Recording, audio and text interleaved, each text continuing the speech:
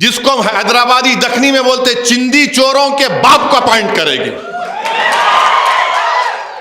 जो लोग अपना ईमान बेचने के लिए तैयार है उनको अपॉइंट करेगी। आप खुद अंदाजा लगाइए कि मोदी क्या करना चाहते हैं भारत के मुसलमानों से। मैं हमेशा कह रहा हूं, लोग मेरी बात को जज्बाती कहकर उड़ा देते हैं। याद रखो, हिटलर ने भी यहूदियों का खात्मा इसी तरह से किया था।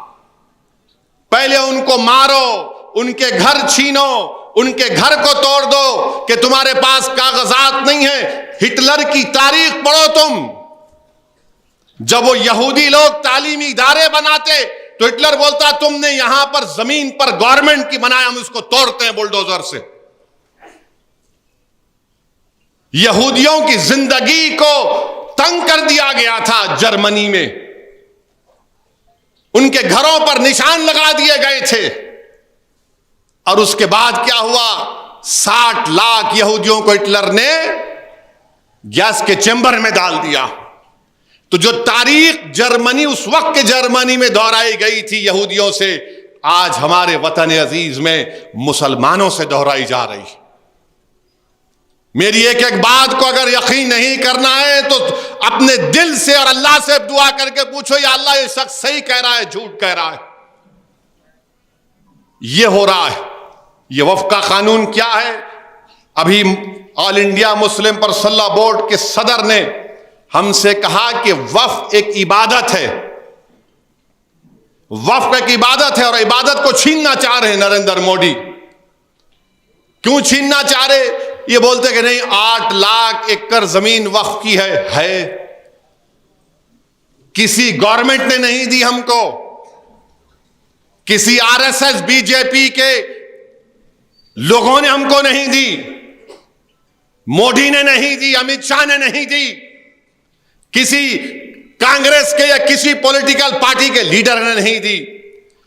ये पब्लिक प्रॉपर्टी नहीं है, ये प्राइवेट प्रॉपर्टी है। हमारे बुजुर्गों ने दिया है, अल्लाह के नाम पर उसको वक्फ किया है। जैसा कि सदर साहब ने कहा कि ये इबादत है, उसका कानून है। अब ये नए बिल में क्या कर रहे हैं? ये नए बिल में ये बोल रहे हैं कि सेंट्रल वक्फ काउंसिल में और स्टेट के वक्फ बोर्ड में, तो अब मोदी क्या करना चाह रहे हैं कि स्टेट वक्फ बोर्ड में पूरे मेंबर मुसलमान होते हैं।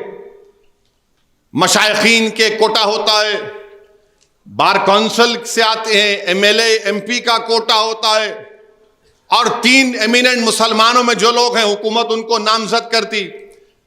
अब मोदी क्या बोल दिए कि एमएलए एमपी मुतवल्ली और ये बार काउंसिल का कोई इलेक्शन नहीं होगा, हुकूमत नामजद करेगी। तो मोदी क्या चाहते हैं कि स्टेट वक्फ बोर्ड में सिर्फ उसका सेक्शन पढ़ के सुनाता हूं मैं आपको। ये बहुत बीजेपी वाले परेशान हो जाते हैं। अब वक्फ बोर्ड का 2024 का कानून ये है कि सिर्फ 4 मुसलमान मेंबर बन सकते। कौन सी कैटेगरी से? मुतवल्ली, वो भी हुकूमत नामजद करेगी।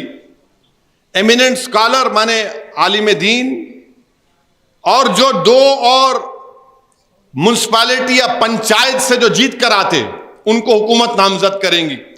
तो जब ये लोग वक्फ बोर्ड में जाकर बैठेंगे खुदा ना खास्ता, तो बोलेंगे महबूब नगर की डिस्ट्रिक्ट कमेटी में पूरे बीजेपी के लोग रहेंगे, महबूब नगर की जामा मस्जिद की कमेटी में पूरे आरएसएस के लोग रहेंगे।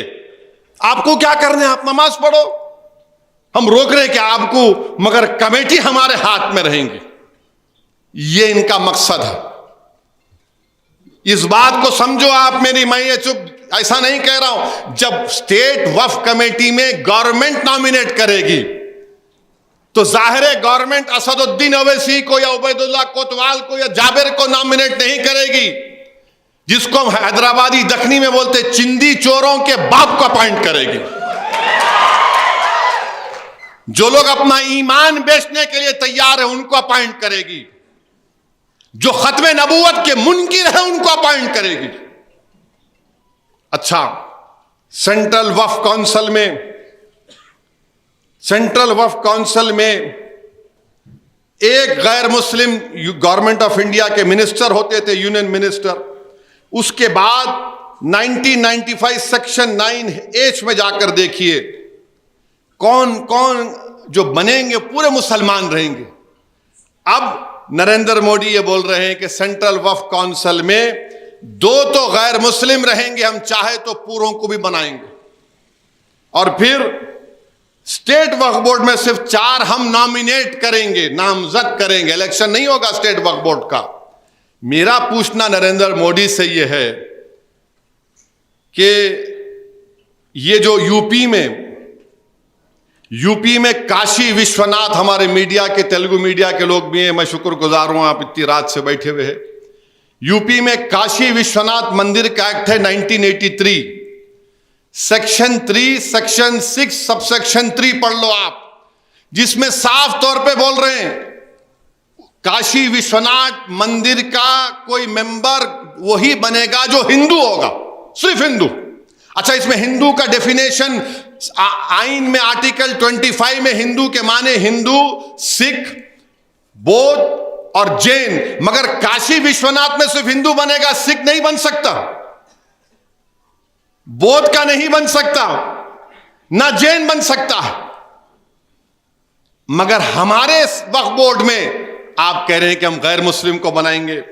फिर आप जाकर देखिए तमिलनाडु का Hindu religious charitable endowment act 1959, माने ये काशी विश्वनाथ और तमिलनाडु का कानून, और जितने 2 कानून मैं पढ़ूंगा, आंध्र प्रदेश का हिंदू रिलीजियस कानून 87 का, जो तेलंगाना का भी कानून है, कर्नाटका का हिंदू रिलीजियस इंस्टीट्यूट 1997 का कानून, ओडिशा का 51 का कानून, बिहार का एंडोमेंट का एक कानून, ये सब ये बोल रहे कि कोई गैर हिंदू मेंबर तो बनना छोड़ो, कमिश्नर भी नहीं बन सकता, असिस्टेंट कमिश्नर भी नहीं बन सकता, ना कोई मुलाजिम भी गैर हिंदू हो सकता,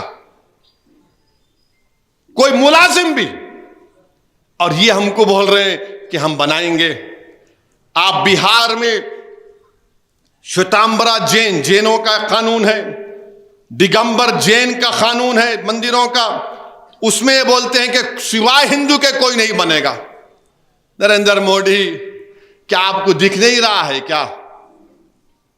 ये आप मुसलमानों के सेंट्रल वक्फ में, स्टेट वक्फ बोर्ड में आप गैर मुस्लिम को क्यों बनाना चाहते हैं? तो क्या आप ये काशी विश्वनाथ का कानून, तमिलनाडु का कानून, आंध्र प्रदेश तेलंगाना का कानून, कर्नाटका का, ओडिशा का, बिहार का कानून, ये पुकार कर कह रहा है कि भारत के मुसलमानों से नाइंसाफी कर रहे हैं नरेंद्र मोदी। आपका मकसद वक्फ बोर्ड को छीनना है। अब और एक उसमें अमेंडमेंट है, सेक्शन 3C1, ये कहता है कि जहां पर भी गवर्नमेंट किसी वक्फ की जायदाद पे ऑक्यूपायर है, यानी काबिज है, वो प्रॉपर्टीज वक्फ नहीं होंगी। और उसको डिसाइड कौन करेगा? कलेक्टर डिसाइड करेगा, उसका फैसला फाइनल होगा।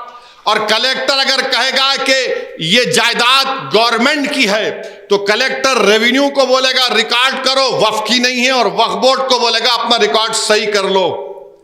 कलेक्टर को कस्टोडियन बना दिया गया। अब इसका नुकसान क्या होगा? सच्चर कमेटी में यह कहा गया कि दिल्ली में 316 प्रॉपर्टीज को 2007 में जस्टिस सच्चर कमेटी ने कहा कि 316 प्रॉपर्टीज की कीमत 2007-8 में 6,000 करोड़। ये 316 प्रॉपर्टीज पर हुकूमत काबिज गवर्नमेंट ऑफ इंडिया। राजस्थान में 60, कर्नाटका में 42, मध्य प्रदेश में 50 से ज्यादा, यूपी में 60, ओडिशा में 53। अब कोई कलेक्टर ये लिख के देगा नहीं नहीं नहीं, ये तो आप मुसलमानों की ले लीजिए। अच्छा, कानून ये बोलता है कि अगर मेरे पास कोई मसला है, मेरे पास जिम्मेदारी दी गई तो मैं अपने मसले में जज नहीं बन सकता ना, किसी और को सालिस बनाना पड़ेगा। तो प्रिंसिपल्स ऑफ नेचुरल जस्टिस के खिलाफ है, हजरत कलेक्टर को आप जिम्मेदारी दे रहे हैं। फिर दूसरा उसमें यह है, हजरत बैठे हुए हैं, मुतवल्ली जो होता है वो जबानी ऐलान से भी मुतवल्ली होता है। यह कानून यह बोल रहा है कि नहीं, अब आप जबानी किसको मुतवल्ली नहीं बना सकते। सेक्शन 3(2) ओरल सक्सेशन गैब, जबकि यह तो 100 साल की रिवायत है, जबानी किसी को आप अपना मुतवल्ली बनाते हैं।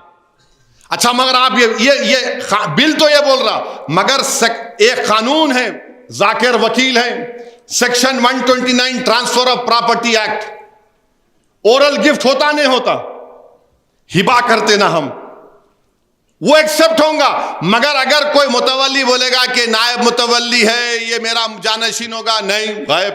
क्यों?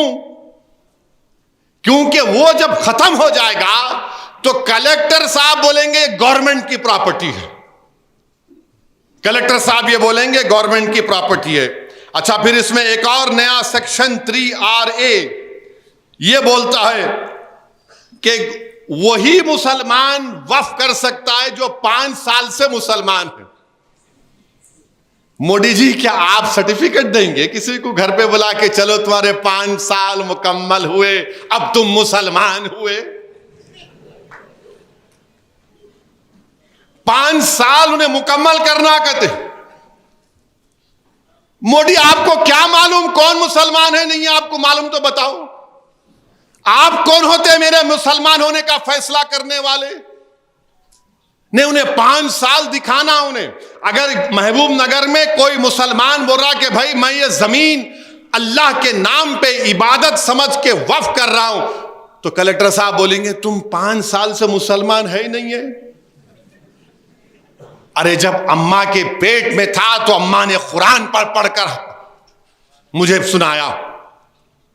जब अम्मा के पेट से अल्लाह ने मुझे निकाला तो मेरे कान में आजादी गई।